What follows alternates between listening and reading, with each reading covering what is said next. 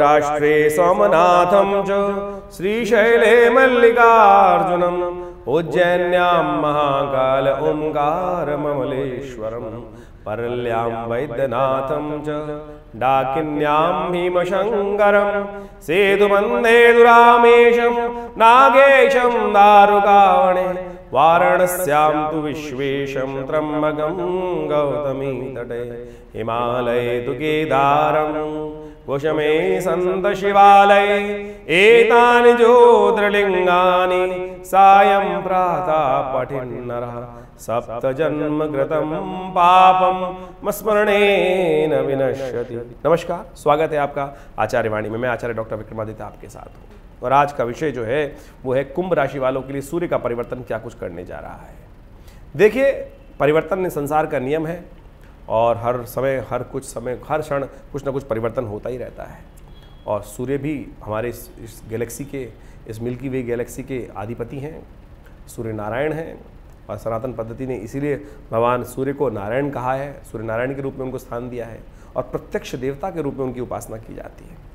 उनके प्रभाव से ही सृष्टि है, तो उनका प्रभाव हर प्रत्यक्ष अप्रत्यक्ष प्राणी मात्र पर, जल पर, हर चीज़ पर, कण कण पर पड़ रहा है।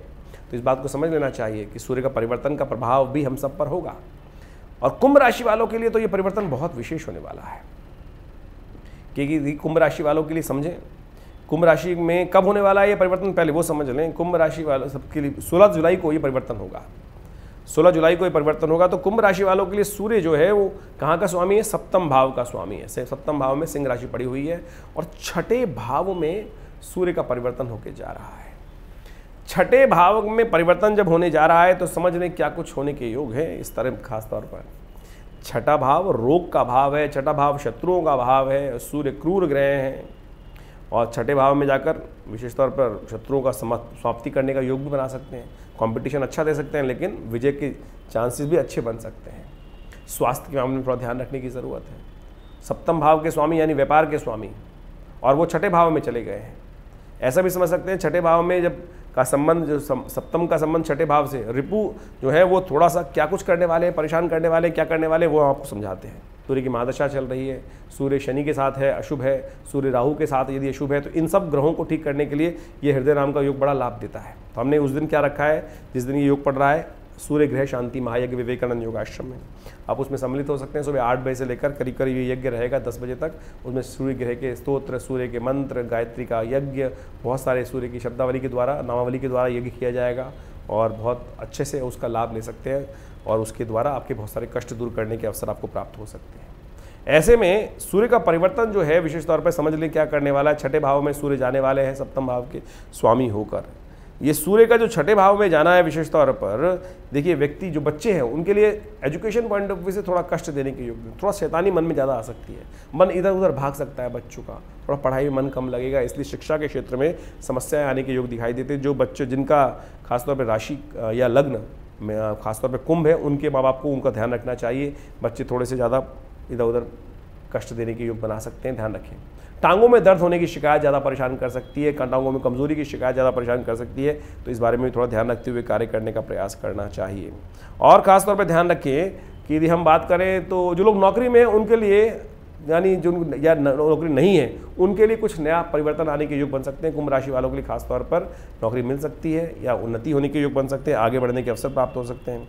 सेवा कार्य में जो लिप्त हैं उनके लिए भी समय अच्छा रहता दिखाई दे रहा है। ये जो चैरिटेबल ऑर्गेनाइजेशंस में काम कर रहे हैं, सेवा का भाव कर रहे हैं, नर्सिंग में काम कर रहे हैं, किसी फ्रंट लाइन वर्कर्स हैं जो लोग बेसिकली फ्रंट लाइन सर्विंग में काम करते हैं, उनके लिए खास तौर पर समय अच्छा दिखाई देता है। और एक बहुत अच्छी बात है, ऐसे में आपकी भाषा के द्वारा, सुंदर भाषा के द्वारा, मधुर भाषा के द्वारा आप कई रुके हुए कार्यों को पूर्ण करने के योग बना सकते हैं। कोई आपसे प्रोफेशनल एथिक मिलते नहीं है, किसी की लड़ाई रहता है, झगड़ा रहता है, तो ऐसे में अच्छा मधुर भाषण, मीठा बात बोलकर आप बहुत सारे लोगों को चश्मे में उतार सकते हैं और उनके द्वारा जो रुकावट कार्य में उत्पन्न हो रही है उनको ठीक करके कार्यों को अच्छे से बना सकते हैं। झगड़ों को खत्म करने का समय भी बड़ा अच्छा चल रहा है। समझ लीजिए, ये हम आपको अपॉर्चुनिटी दे रहे हैं कुंभ राशि वालों के लिए, कुंभ लग्न वालों के लिए, दोनों के लिए अपॉर्चुनिटीज़ हैं। इसका आप लाभ लेते हुए कार्य करने का प्रयास करना चाहिए। ऐसा ध्यान रखते हुए कार्य करेंगे तो बहुत सुंदर तरीके से अपना कार्य सहजता से बनाने का योग आप बना सकते हैं। लेकिन ऐसा भी योग बन रहा है कि जीवन साथी के प्रति आपके मन में थोड़ा अविश्वास उत्पन्न हो सकता है, ये अच्छा नहीं है। ध्यान रखिएगा अविश्वास ना उत्पन्न हो। बेकार की बातों में हम लोग शक करने जाते हैं, कई बार जीवन साथी पर शक करते रहेंगे या कुछ पति पत्नी पर, पत्नी पति पर, तो ये सब समस्या, ये समय का खेल है। और ऐसे में क्या होता है कि सब कुछ गाड़ी ठीक चल रही है और शक की एक ऐसी बीज है सबको खत्म करने का योग बना देती है। और उसकी शक का इलाज तो हकीम रुकमान के पास भी नहीं था, एक पुरानी कहावत है। इस बात का ध्यान रखते हुए कार्य करें कि बेकार शक अविश्वास को अपने अंदर न डालें।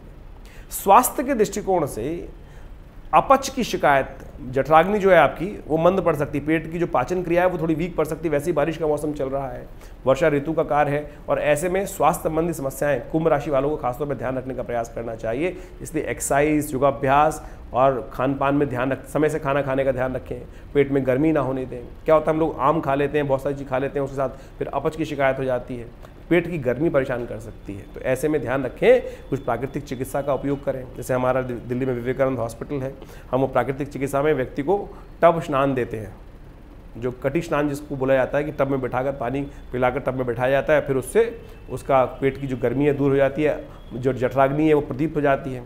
ऐसे में ध्यान रखें, खाने के साथ पानी पिएंगे। क्या होता है कि पानी खाने के साथ पानी पी लेते हैं तो उसके कारण भी जठराग्नि प्रदीप्त हो जाती है, मंद पड़ जाती है, पाचन क्रिया वीक हो जाती है। पाचन संबंधित रोग इस सूर्य के परिवर्तन से आप खासतौर पे कुंभ राशि वालों को परेशान करने के योग दे सकते हैं, तो उसका ध्यान रखते हुए कार्य करने का आपको प्रयास करना चाहिए, तो अच्छा रहेगा। इस बात का ध्यान रखते हुए कार्य करें। और विशेष तौर पे हम बात करें तो ग्रह के दृष्टिकोण से रिश्तेदारों के साथ कुछ अनबन होने के योग भी आपकी राशि के अनुसार से इसे बनते दिखाई दे, चाहे वो नाना हो, चाहे वो मामा हो, चाहे वो किसी प्रकार भी रिलेशन, उनको रिलेशंस को अच्छे रखने का आपको प्रयास करना चाहिए, अन्यथा कष्ट होने के योग दिखाई देते। तो ओवरऑल ग्रह क्या कुछ करने जा रहे हैं वो हमने आपको समझाने का प्रयास किया। अब इसको ठीक कैसे किया जाए। देखिए, कुंभ राशि वालों के लिए सबसे अच्छा उपाय, जैसे हमने कहा कि ये इस बार जो ये परिवर्तन ग्रहों का राशि का हो रहा है वो विशेष तौर पे सावन के महीने में हो रहा है। सावन के महीने में, और वो भी विशेष तौर पर जो महीना चल रहा है सावन का महीने में, विशेष तौर पर समझें कि ये खासतौर पे लौंद का महीना जो पड़ रहा है, जो अधिक मास पड़ रहा है, वो भी खासतौर पे सावन के महीने में पड़ रहा है और ये पूरा का पूरा बीच का काल उसमें आ जाएगा। तो ऐसे में कोशिश ये करें, शिव का सानिध्य लेना, थोड़े तिल जल में डालकर और उसके द्वारा भगवान का अभिषेक नित्यप्रति करने का प्रयास करें।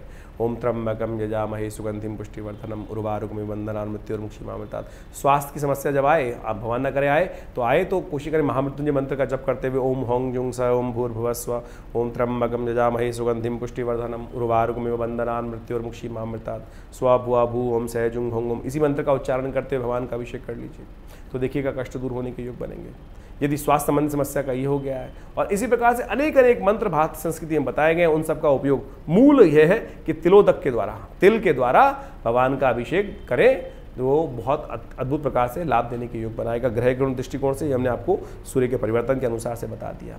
और हमने विवेकानंद योगाश्रम में भी बड़ा सुंदर यज्ञ रखा है इस सब चीज़ों को, कष्ट को दूर करने के लिए। इस पूरे दौरान जो लौंद का महीना रहेगा, सावन का महीना चल रहा है, इसमें हमने रुद्राभिषेक का सुंदर कार्यक्रम रखा है शिव को प्रसन्न करने का। कारण है उसका, आप समझें कि भगवान शिव के हाथ में सत्ता है। भगवान विष्णु जो हैं आषाढ़ की एकादशी के दिन से शेषशय्या पर विश्राम करने चले गए हैं और संसार का समस्त सत्ता जो है शिव के हाथ में आ गई है।